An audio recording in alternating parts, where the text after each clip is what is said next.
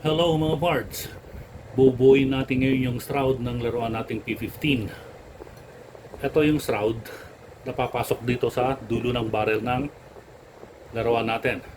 Kung mapapansin ninyo, yung shroud ng P15, merong area dulo na may butas. Yan. Paikot yan. Parang breather ito. Tapos dito, wala. Pero pareho silang may thread. Yan. Mapapansin ninyo, may thread yan.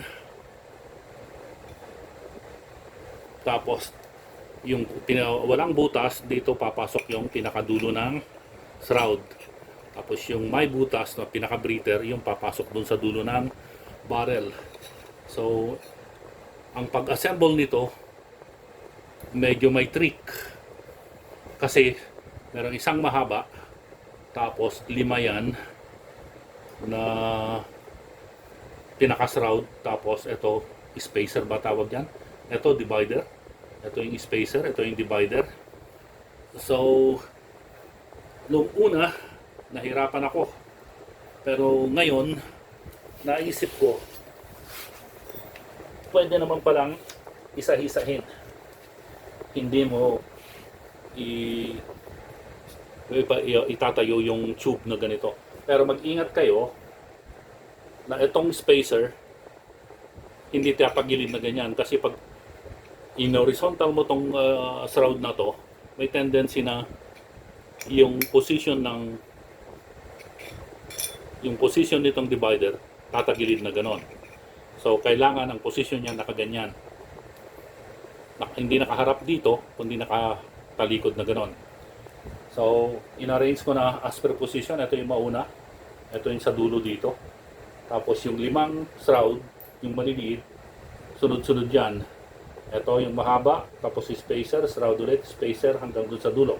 So ibig sabihin, ito yung mauunang ipapasok dito para mapupunta sa huli dito sa may shroud. So ang ginawa kong technique niya is isa-isahin ko yan na ganyan habang nakatayo yung tube. Pasok yan, tapos ito hindi ganyan nakaganon kundi nakaganyan, pasok mo rin yan, tapos i-stop mo dun sa isang daliri mo dyan, pasok mo ulit yung tube. So yun ang sinasabi ko, pasok mo yung divider na ganon, yung tube, tapos divider ulit, tube ulit,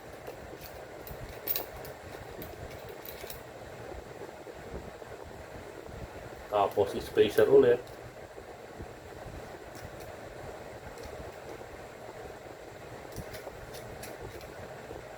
tube ulit,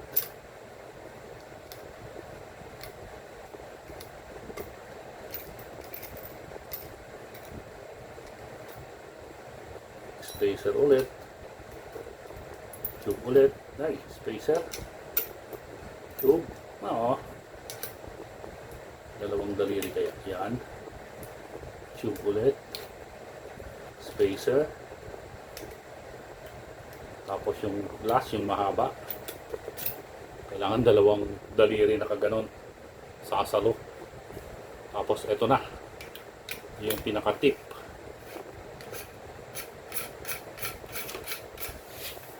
Tulad ng sinabi ko kanina, hindi huwag mong itatagal itong tube, kailangan nakatayo.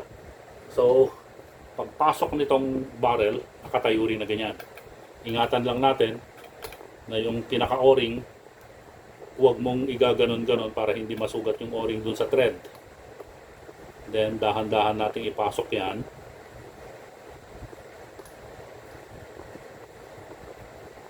Yun, here we go.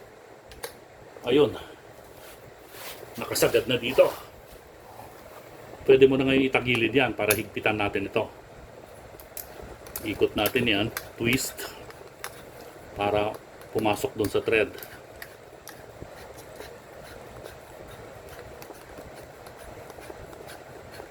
There you go.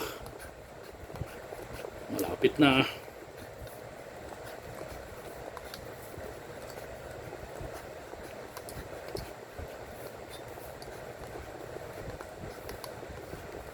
Higpit ng konti. Yun. Tapos na mga parts. Na-assemble na natin yung thread. I mean yung shroud. So, sana may natutunan kayo. Ganun na ang pinag-assemble ko dun sa shroud ng ating laruan, si Artemis P15. Sana may natutunan kayo. Thanks for watching mga fards.